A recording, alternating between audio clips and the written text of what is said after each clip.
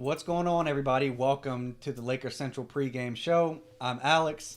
That is Vinay. Make sure you guys like and subscribe to the channel so you don't miss any of the videos, pregame or postgame, or any content that we pump out here on YouTube. Also, make sure you subscribe to the podcast on Apple, Spotify, Google, Stitcher, or wherever you listen to your podcast, as we do still release regular podcasts that route as well. So the Lakers, Vinay, flexed their muscle on the Rockets the other night, 120 to 102, I believe. 18-point victory for the Lakers. And guys, baseball series, they're still in Houston. Second game in 3 nights back in Houston. So I hope everybody is comfortable with these series. By now, you kind of know what to expect. But Vinay, how are you feeling, man? I am feeling good.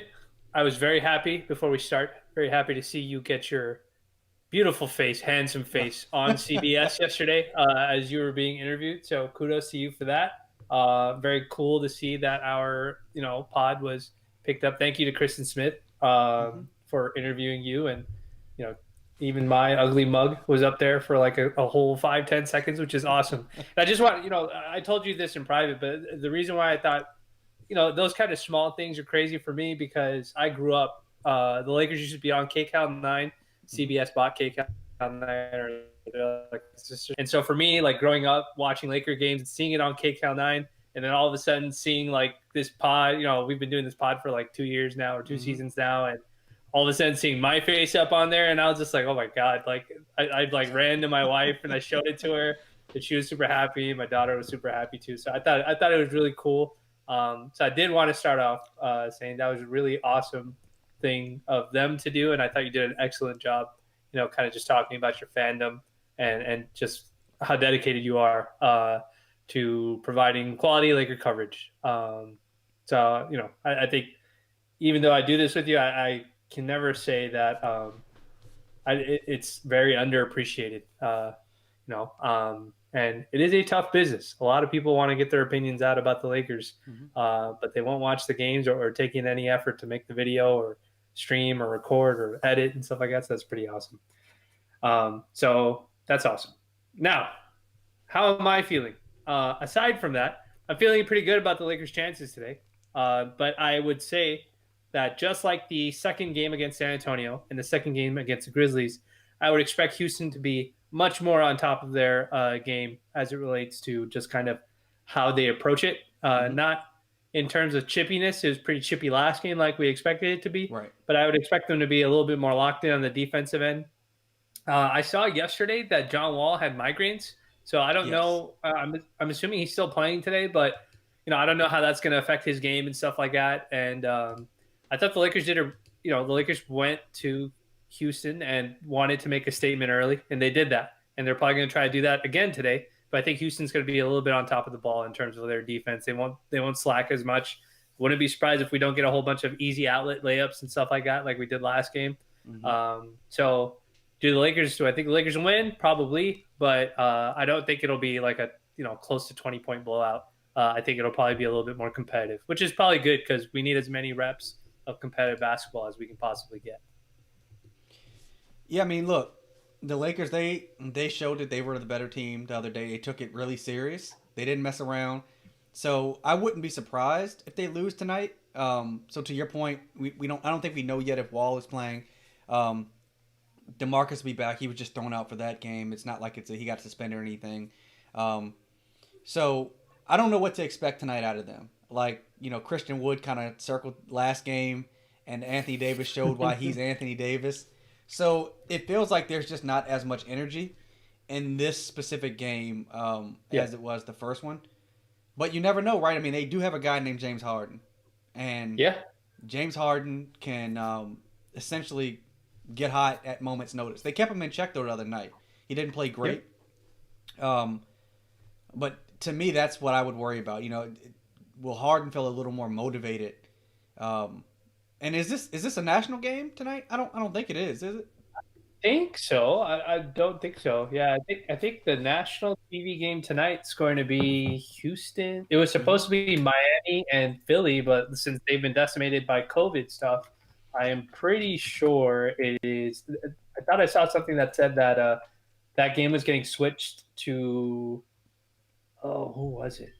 Let me see what the I'm pretty sure it's getting switched to like Spurs Thunder, I think, if I'm not mistaken. But I think they're trying to flex that game out, and they're trying to flex it to somebody else altogether. Yeah, I mean, so if it's a national game, if it happens to get picked up nationally, obviously Let's that see makes it an here. even bigger deal, and you could expect one of these guys to go off. But the good thing is, with last game, there wasn't that that unheard of player like maybe a Daniel House or somebody that got hot and then hurt the Lakers. Yeah, They handled business from top to bottom, and I was listening to a bunch of the post game comments, which I'll start to I'm gonna play a little bit of them in a few minutes, but it seemed like after last game, everybody talked about defense. Anthony Davis, Frank, LeBron. It was all about their defensive identity. So, what did you think? What did you think of Anthony Davis's performance? You had missed a game or two, I think, coming in.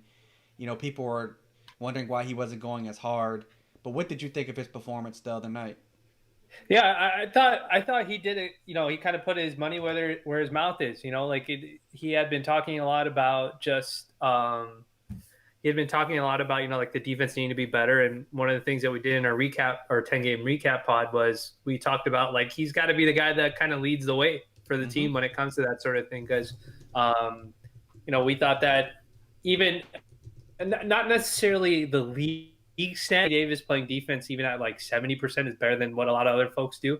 So I thought that he really kind of put the onus on himself to be like, all right, let me make an impact early in this game. He was blocking shots, getting his hands on balls. He was leaking out after closing out on a three and stuff like that to like kind Mm-hmm. of turn the tide in terms of the pace of the game and stuff like that. So I thought he played really well. I think he's going to try again to play really well. You mentioned Christian Wood, so I tweeted about this, but all right, Braun.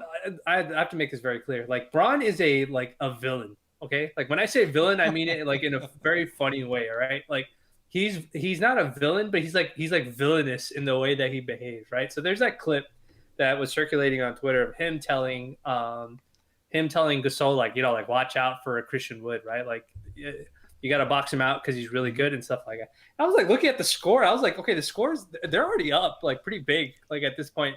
So like for Braun to say something like that during his free throws, I was just like, this guy's like, you know, nicest way I can say is this guy's an asshole, right? Like, because I was like, well, there's no need to do that, and I thought it was hilarious when I saw it.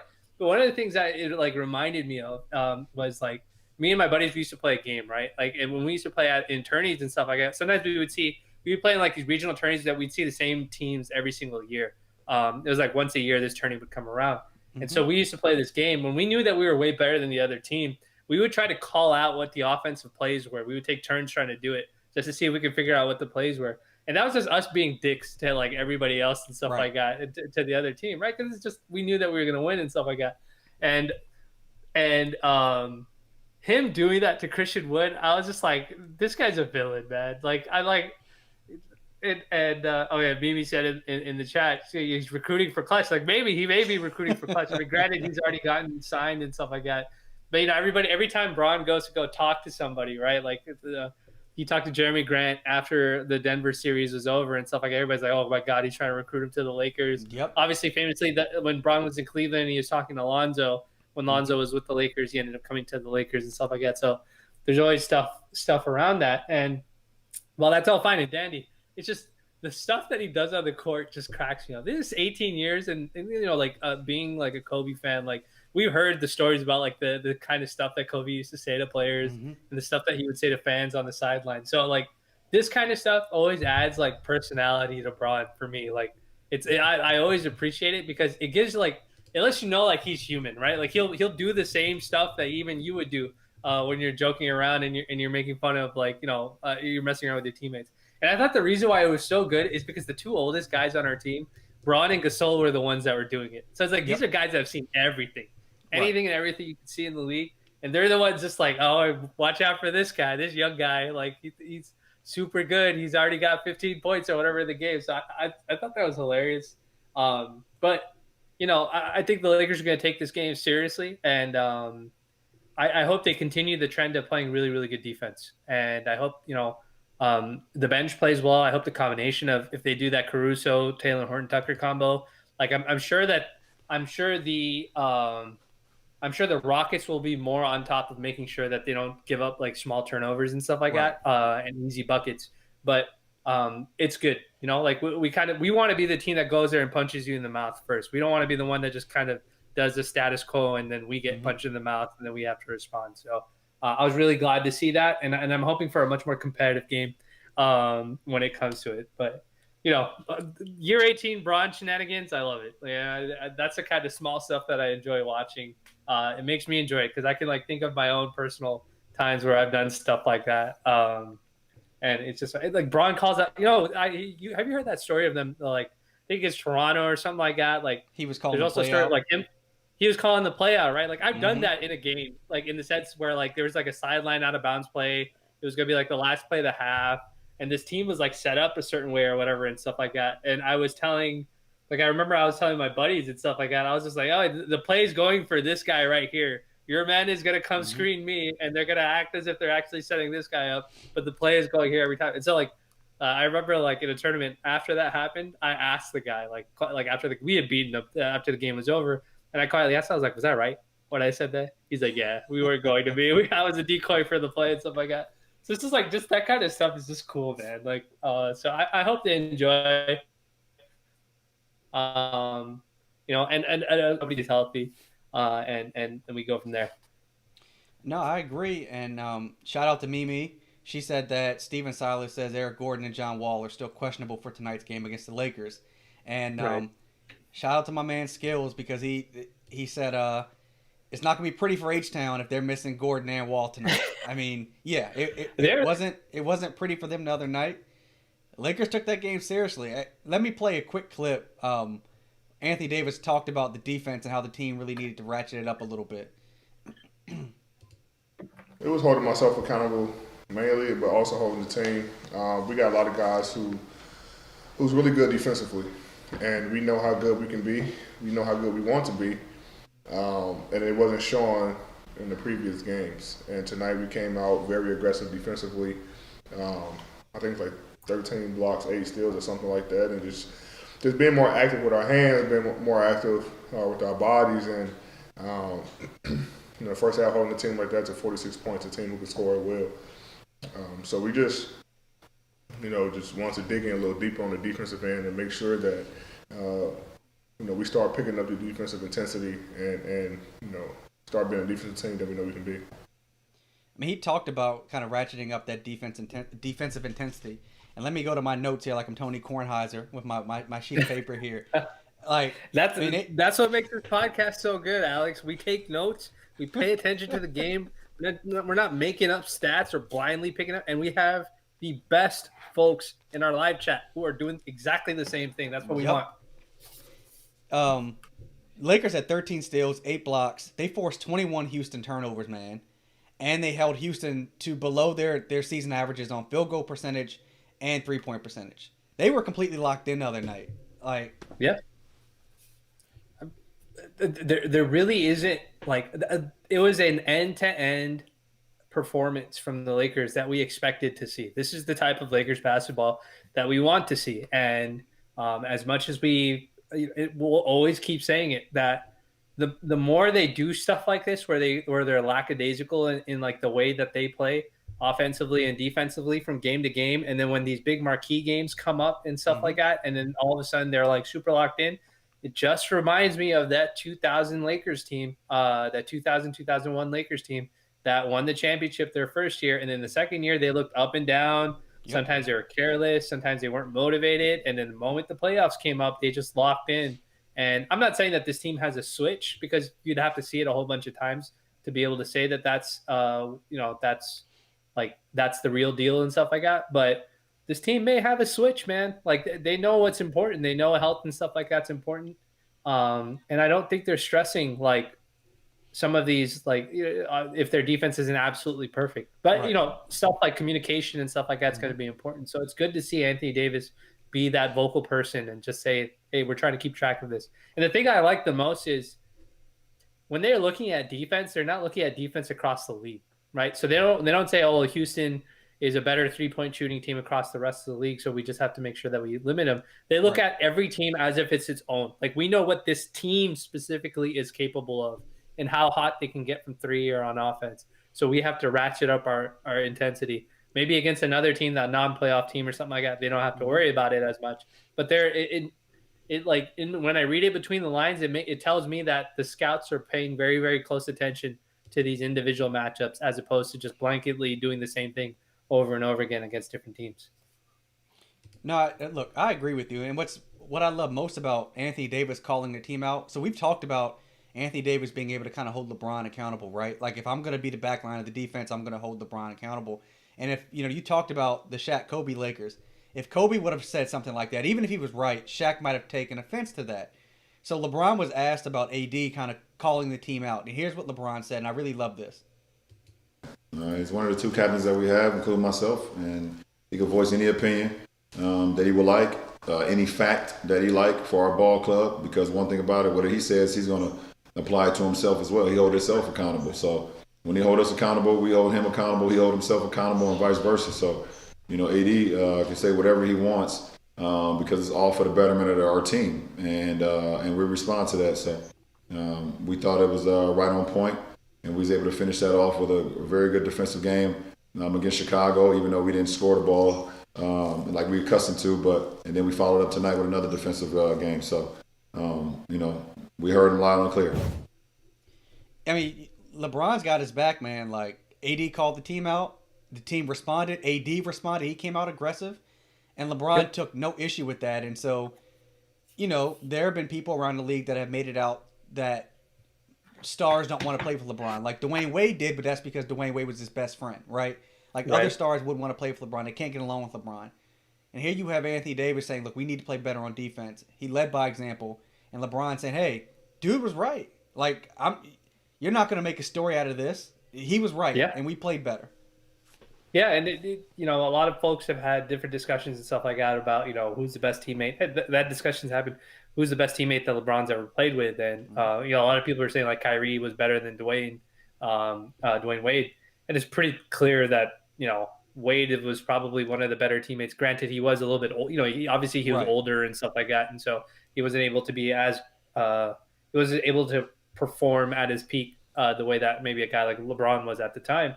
But I think you can make the argument that AD is probably the most talented player that sidekick, I would say, or partner in crime that he's ever played with and stuff like that. So that kind of means something, and I think LeBron respects that too as well. Like AD's not just going to say something and then just chill out and not be serious and stuff like that. Like he's going to come in and be competitive. And LeBron strikes me as the kind of guy who like respects players like that. That if you're going to talk the talk, you got to walk the walk too. To some degree, so it's good because that means both of our leaders on our team are very vocal. So one thing that I've been sort of like thinking about, like as the season's been going on, and then obviously we don't know what's going to happen with like COVID and stuff like that. Right. But I wonder, do you think LeBron and AD like keep a like temperature check on this team and stuff like that? Obviously they're in the locker room, so they know if people are not slacking per se, but if they're like distracted with what's going on. And we don't necessarily get fans in every single game. But do you think that that's like a new thing that they're probably adding to like the list of things that they probably discuss? Because I'm sure they discuss things as leaders of the team. Do you think they're keeping tabs on making sure everybody's like in line and focused and stuff like that? I think they have to, man. But I also think it's within their personalities, particularly LeBron. Like, I think and this is not a knock against Kobe. I mean, a wooden Kobe carve out behind me, guys. I love Kobe Bryant. But I don't know if it was in Kobe's personality to do that when he was a younger player. Like, he was just so focused on his game and getting better that I don't know if he really had time to kind of make sure, hey, how is everybody doing? Now, Kobe also wasn't faced with a pandemic. But let's say someone like D. Fish was probably better suited back then to kind of make sure, hey, is everybody okay? But Fish also didn't carry the same cachet as a superstar, right? So I could see Shaq checking in on guys, but, being playful Shaq like he used to be. I know he's a bit grumpy now, and he gets on all the big men these days. But I think that LeBron and AD have to do that, man. Like, look, last year in the bubble, before family and friends could come, like all you had was your teammates. You know, you had True. some of the coaching staff was there. Like you had to really operate like a family, and they were really a close knit group. And I think that they probably took that same approach coming into this season, knowing there were going to be ups and downs, knowing that curveballs would be thrown their way with COVID.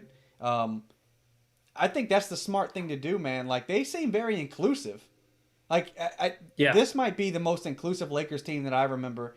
I mean, the Shaq Kobe Lakers weren't. Those guys, you know, the two alpha males on that team bickered. Yeah. The Showtime Lakers were a bit more, even though I know there were still some issues between Magic and Kareem that doesn't really get talked about anymore. Yeah. But I think LeBron and Anthony Davis, I do think they check in with everybody.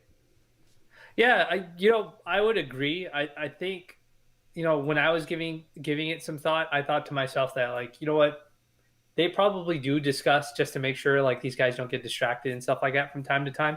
But I think like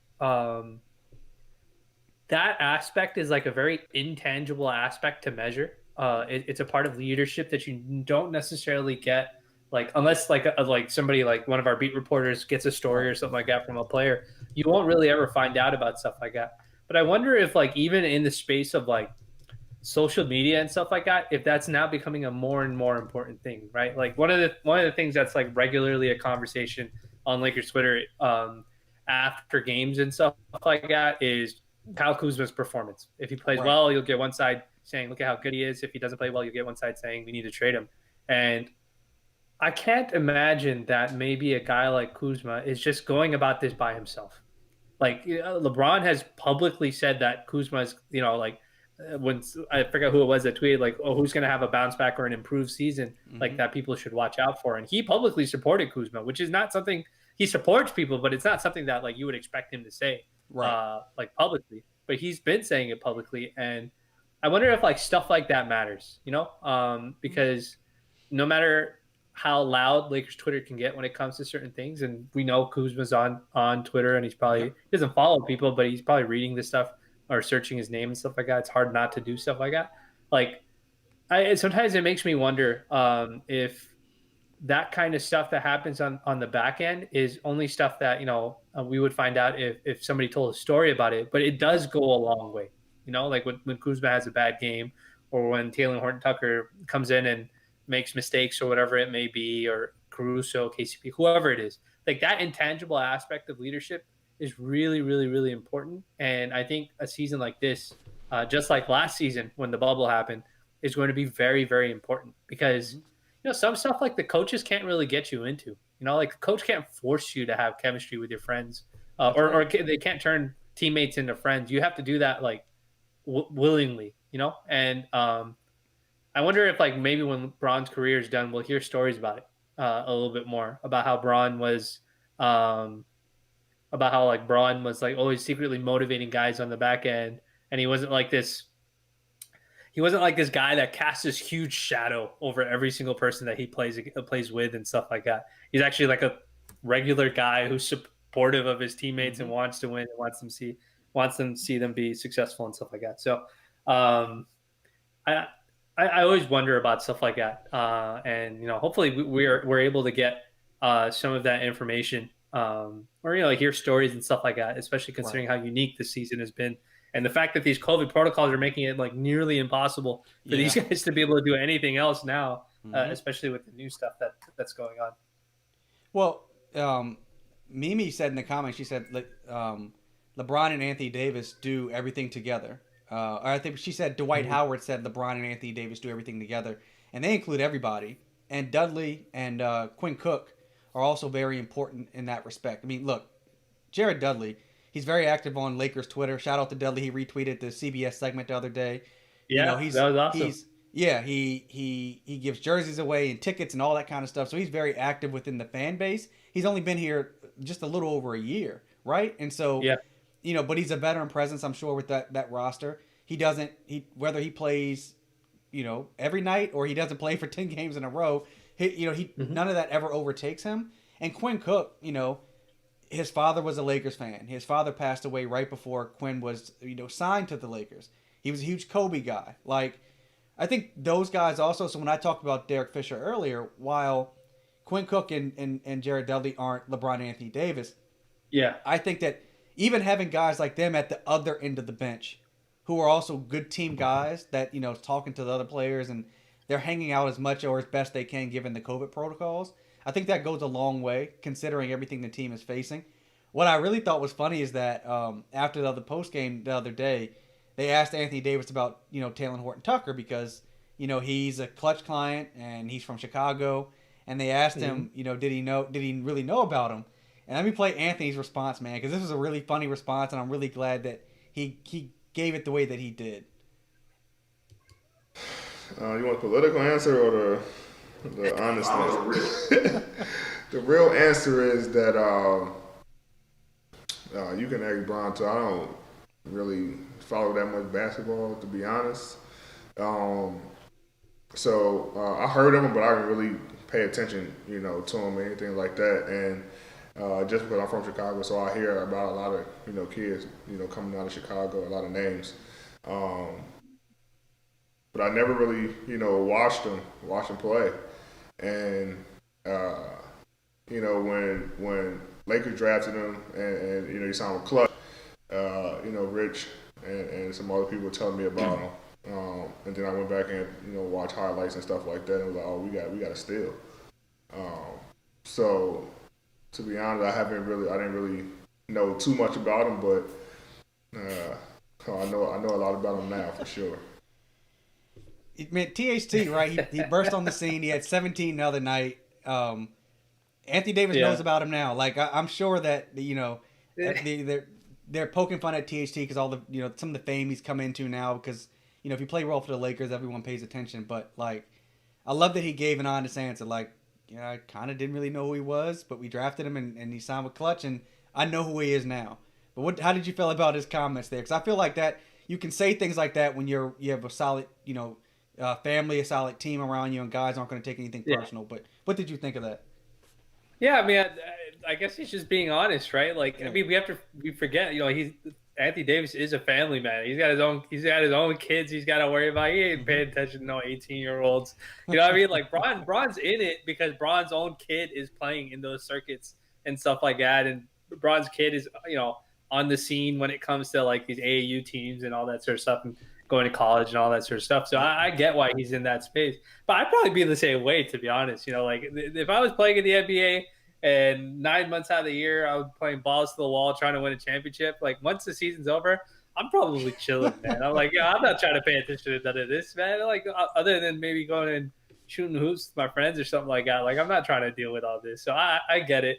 I do think it's sort of funny that that he's from Chicago and then he's just like kind of barely paying attention to the prospects that are out there. But I maybe as he gets a little bit older, that'll change a little bit more. Yeah. But it's just funny.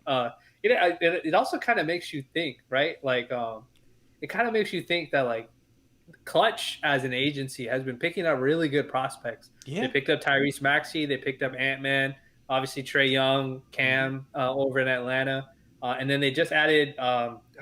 I forgot the guy's name, but the guy who represents Aaron Gordon and one other guy. Yeah. So they're picking up these guys who represent not necessarily superstars, but like some star players and stuff like that. So sometimes it like makes me wonder. It's just like, how did they like did Taylor Horton Tucker just reach out? You know what I mean? Like just reach out to Rich Paul, or is Rich Paul like really picking and choosing what clients he wants to add to like the Clutch fold? You know what I mean? Or is he just, people just reaching out to him? Because, Horton Tucker looks like he has all of the ability to be a tremendous player. And I don't think that happens by chance, man. You saw Tyrese Maxey for Philly put up like 39, like in his like first start or something like that for Philly. Like these are like legit quality players. So it's just like, when's the last time you saw one agent? And I mean, I know Rich Paul has taken sort of a higher umbrella role. He's not necessarily doing the agent stuff just directly all the time. He has other guys doing it. But when's the last time you saw an agent have this many guys, this many young guys under his fold like this that are clearly productive players? Like, so sorry, my conspiracy theory is I wonder if Bron is seeing these kids, like, because Bron's in the circuit. Right. And I wonder if he's going to like Rich Paul and just saying, "Hey, this kid's pretty good. We may want to maybe reach out to him and see if he wants to join Clutch or something like that." And so that I wonder if that's what it is. And if that is the case, if Bron does have aspirations after his career is done to go buy a franchise, that sort of bodes well towards his ability to what's it Talent called? scout. Yeah, to scout talent, because we know the man over in I know where Charlotte you're going. I is know a where you're hideous is a hideous selector of talent in the draft. So it probably bodes well for Braun if he decides to pursue that path, that he knows what quality talent, with the kind of guys that you should be grabbing. Well, look, man, any agency, you love to have superstars. In any business, you love to go for the home runs, and you certainly want those guys. But like, Clutch is not just Clutch because they've got LeBron and Anthony Davis. You know, they have big stars. Like, you have to have these guys that maybe people don't know about, or the role player guys that like. You negotiate LeBron's contract once every couple years, or Anthony Davis once every 5 years. Right. Like you got to be out in the trenches with these other guys, and so Clutch does a wonderful job in bringing in not just the supplemental talent, but also like the agents, as you alluded to. I think they signed Terrence Ross's agent. I think that's Ross. I think that's the same guy. Yeah, I have to check. Yeah. They do a great job at bringing these guys in, and there was a lot of fuss made about with the NCAA and Rich Paul not having a law degree or something like that, but clearly the man knows what he's doing. Clearly the guys that he's hiring and partnering with, they know what they're doing. They built a powerhouse, and it wouldn't surprise me if Clutch ends up even bigger post LeBron. Like right now, I think people still assume that Clutch is Clutch because of LeBron, and certainly that he had a lot to do with it. But LeBron's going to ride off in the sunset at some point as a player. And Rich Paul clearly has big aspirations. He's not going to let his agency fall apart just because LeBron retires. So I think he's doing the right thing in scouting some of these guys, like a Taylor Horton Tucker, that I don't know whose radar he was on in the offseason or last year. Yeah. But Rich damn sure found a diamond in the rough, man, because this kid can play. Yeah, it's the guy is Calvin Andrews.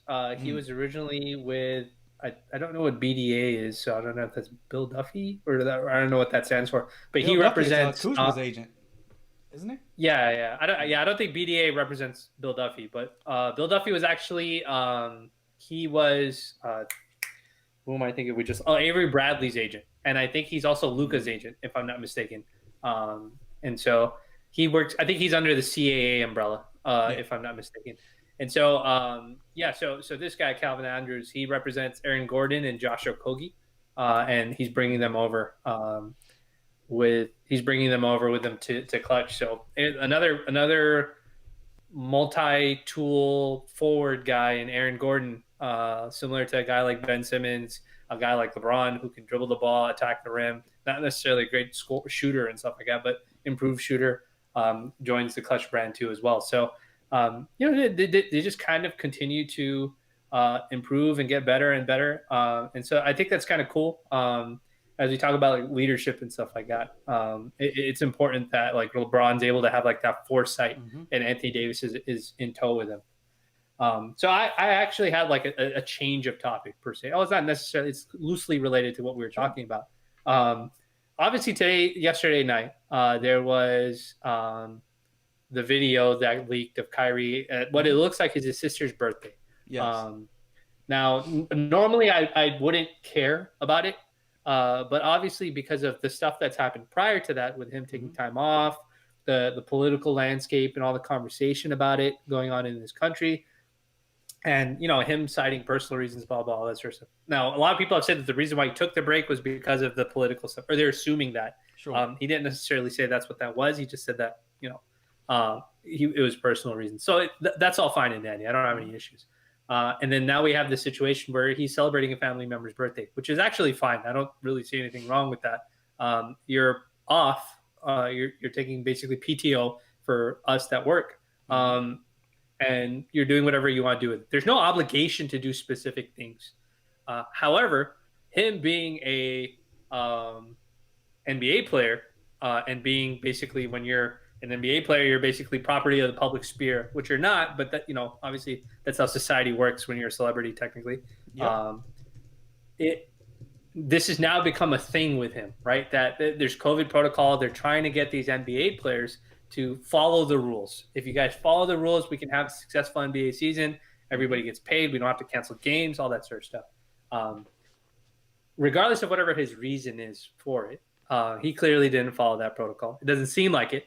It's not an entire video, but there's pictures of him maskless with his friends and stuff like that. So he is the first example of a star who doesn't seem like he is taking it as seriously as maybe some other folks may. Now, we don't know if other folks are also doing the same thing and we just don't see it on camera, right? Everybody else may be doing the same thing as well. But do you think that this now becomes what do you think happens with this issue? Because this is my standpoint, okay? When it comes to the, hey, take this seriously because people have died from it, I can't defend that guy, right? I can't say, yo, like you guys got to give him a chance, right? So I can't say that.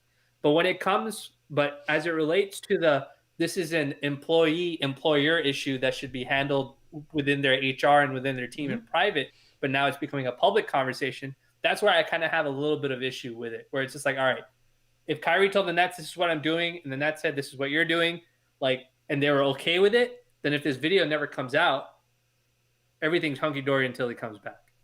But now, because it's in the public sphere, and now the Nets have to answer for it, it's now becoming like it's becoming like a spectacle. So what are your thoughts on like star players or just any players in general kind of behaving this way or just kind of being lackadaisical in their protocol practices? All right. Let me try to collect my thoughts as I weave through this thing with Kyrie. Sure. And with just players at large. So one, when video surfaced of James Harden, at I think the strip club and at birthday parties or whatever, I don't think the league took that seriously enough.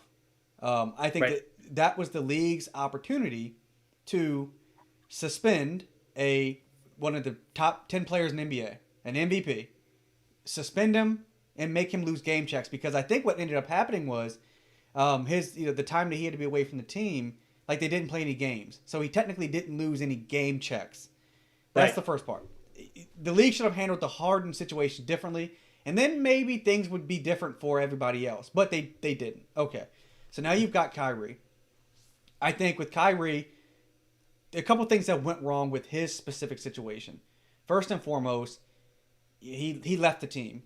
And when the Nets were asked, Steve Nash said, I don't know where he's at. Like Steve Nash said he didn't know what was going on.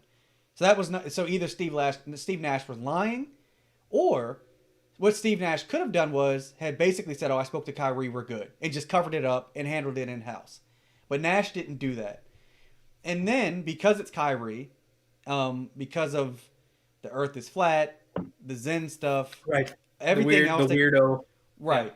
His bickering with LeBron. Not Kyrie, I'm not saying Kyrie's weird. I'm saying everybody says that Kyrie's weird because of all that stuff. Yeah.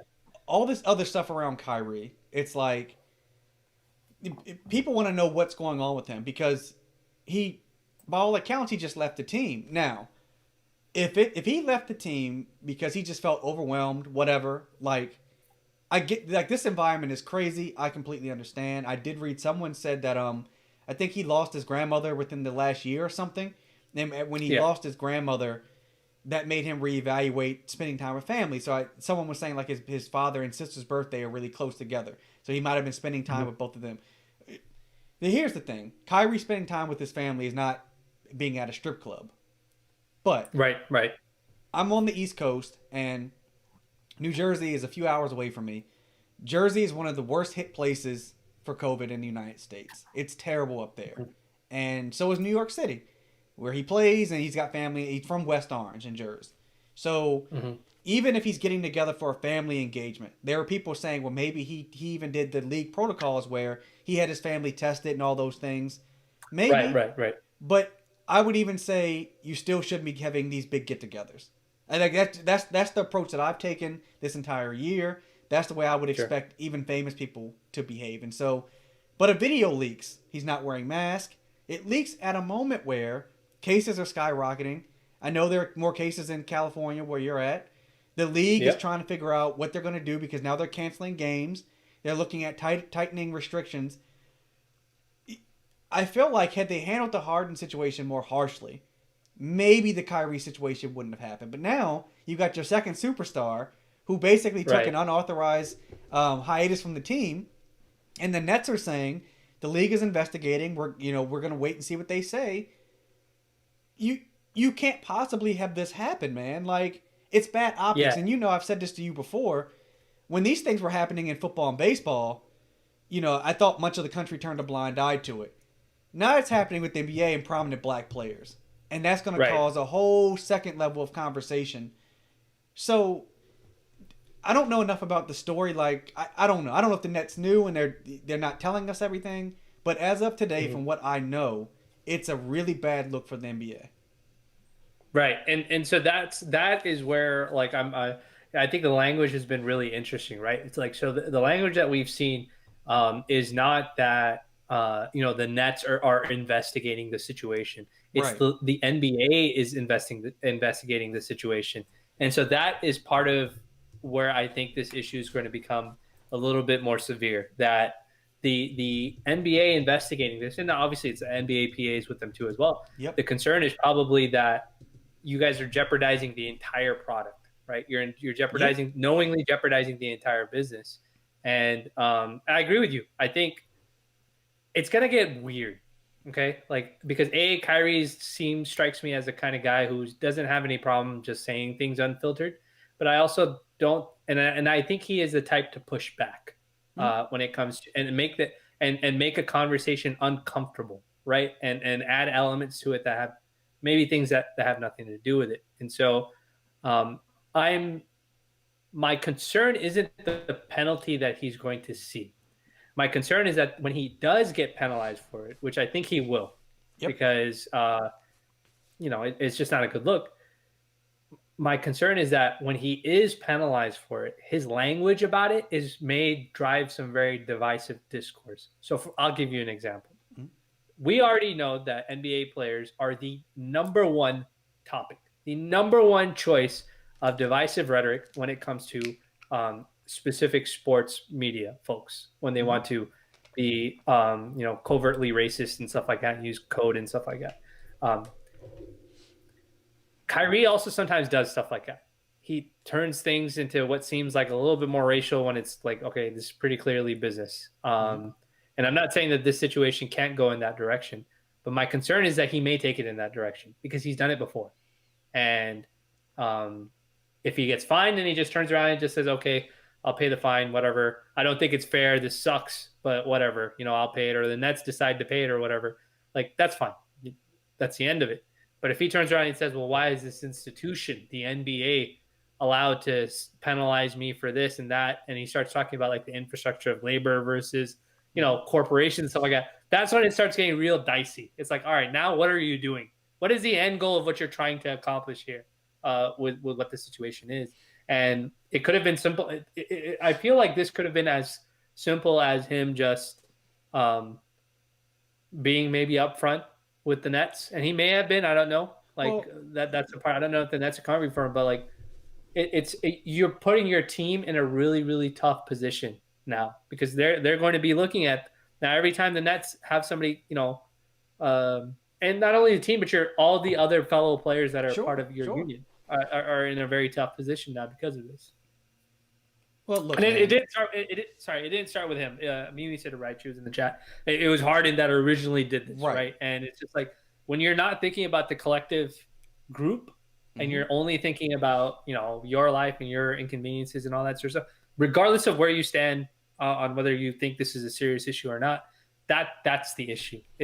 These binding contracts, like, you're signing these contracts, you're bound to some degree, or face some sort of penalty for doing what you do. So I do agree with you. I think if they had hammered Harden very harshly initially, that would have been really, really important, because that would have set the table. And we saw, like, when Kyrie said, I'm not doing media interviews, and he got fined like once, he immediately started doing his regular post games and stuff like that. So nobody wants to lose money over stuff that they can correct, fixable stuff.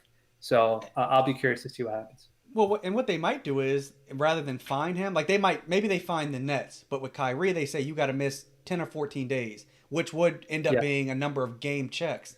And he has a pretty big salary. So that missing game checks is going to be probably more harsh than any fine a league can actually, legally fine him for this. That's been collectively bargained. But also, the video only leaked because clearly someone in his family or friends Right. Yeah. leaked Yeah. the video. So Yeah. somebody had their own agenda putting that video out there. He's got to figure out with his own family, hey, how did this family video, this family moment get Yeah. leaked?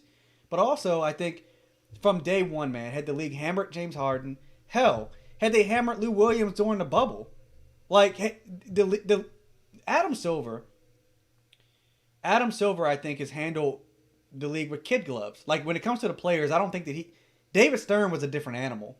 Adam Silver man. has been very, very pro player, right? If anybody doesn't know, when Allen Iverson was in the league and the way he was dressing, David Stern was a maniac. He hated the fact. That's why a lot of folks will say that like Allen Iverson pushed the culture forward to the point where it is right now, and he's much more important than just what he did on the basketball court.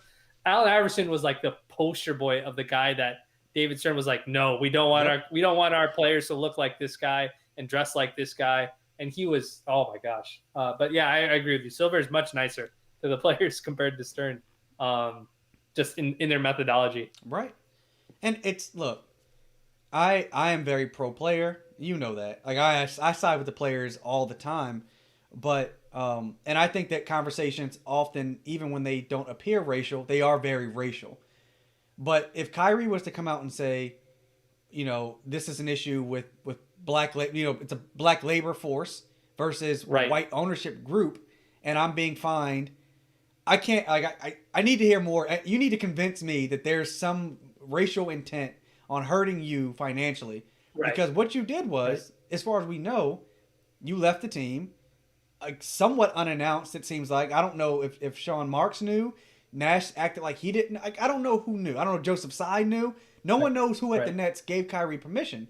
So you leave, but then you get caught, at a family function, no mask, and people are partying. So to me, all of this right now, you brought this on yourself. And I don't like all the rhetoric around it. Earlier today, there was someone saying that, they equated him to being like giving someone cancer. And Vinay, you know how I feel about that. Like, I've lost loved ones to cancer. Right. Like, what Kyrie did was ridiculously stupid, and he deserves to be punished. But, like, to compare him to something like cancer, like, people are going way overboard because they don't like Kyrie right now. You know what I'm saying? Like, there needs to be more level-headedness with this. Yeah, and that's where the HR employer-employee part kind of comes in for me. It's like, all right, look, he's bound to a contract to his team. He's part of a union, so they have to deal with the disciplinary issues, stuff like that. The part that I don't like about this situation, he's wrong, right? In the sense that like he's not following protocol, he's openly doing it, and so does so did Harden. Like, they're completely missing the point of, like, Harden completely missed the point of why people were upset with him. He's like, oh, I was celebrating with my friend. It's like, bro, we don't care why you're celebrating. Like, you're in public spaces and then you're going to go play basketball. You know what I mean? With your teammates and jeopardize your teammates, their families, games, all that sort of stuff. But I think the issue was, what I was going to say is, like, the part that I don't like is that the public sphere is now getting involved in what should be a private disciplinary issue until it becomes a public announcement of what the discipline is, right? So if somebody if Adam Silver or the NBA decides you got to sit out 14 games and you're going to have to forfeit every check that you have for that game, then that's fine. Eventually they'll announce it publicly and stuff like that, so we'll know about it. But the part I don't like is people are doing some really, really crazy analogies and stuff like that, as you've seen on the timeline, and just saying like, oh, I really hate this guy because blah, blah, blah, whatever. Like, if you hate him because he's not following protocol, I get it, But if you hate him because he's not showing up for your team, that's two different issues, bro. Like, we're not going to be like, you know what I mean? Like, for all we know, he could be dealing with something, and spending time with his family and friends was the only way for him to get out of that mental funk too, to some degree. And I'm not excusing it, not at all. If we just want him as basketball fans, and because we know we're going to play the Nets and the Nets are going to play other teams, and I know these other guys don't want to have to risk, jeopardizing their families. Like, that's what people should be upset about. And so it's just, whenever these issues happen and they become public, just like the Harden thing, it just gets really weird.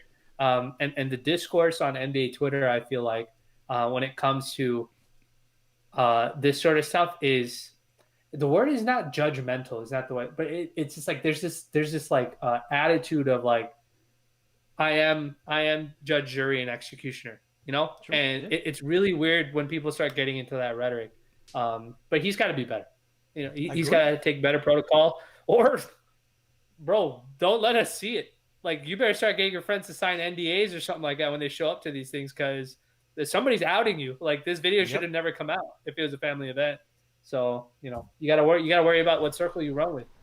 He's effectively brought all of this stuff on himself, whether it's going out in public with family. Like, all of us have had to sacrifice a great deal during this time. Some more than others, because some people just don't care.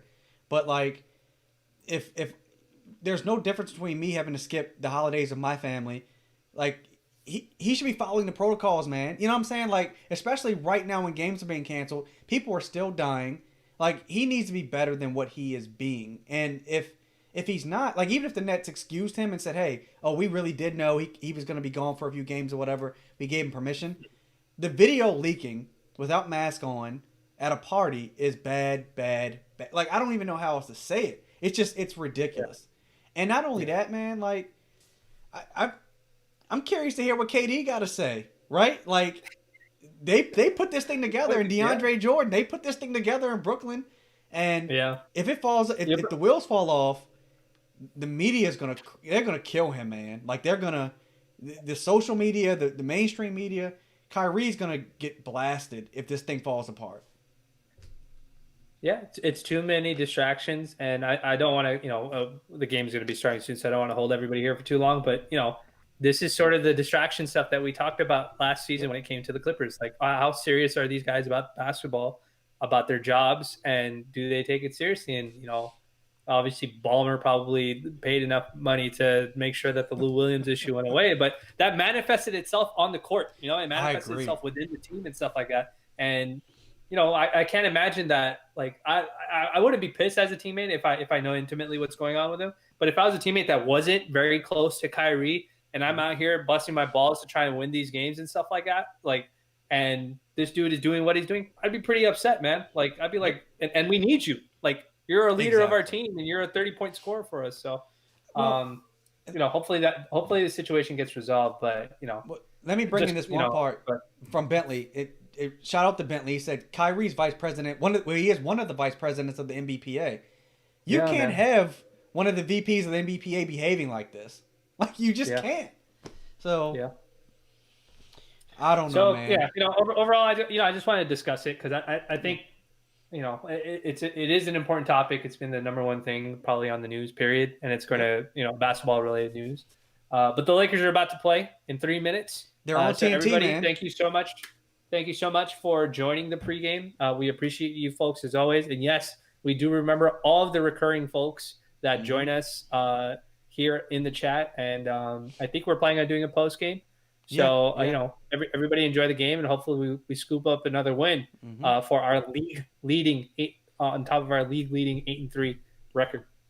Only team in only team in the top 5 offensively and defensively. And guys, it looks like TNT picked up the Lakers game tonight. So, oh, perfect. I'm pretty animated, so I think I'll be up late tonight, guys. So we will be back after the game goes off. And thank you guys so much for checking out the LakerCentral pregame show. Oh, I missed the button.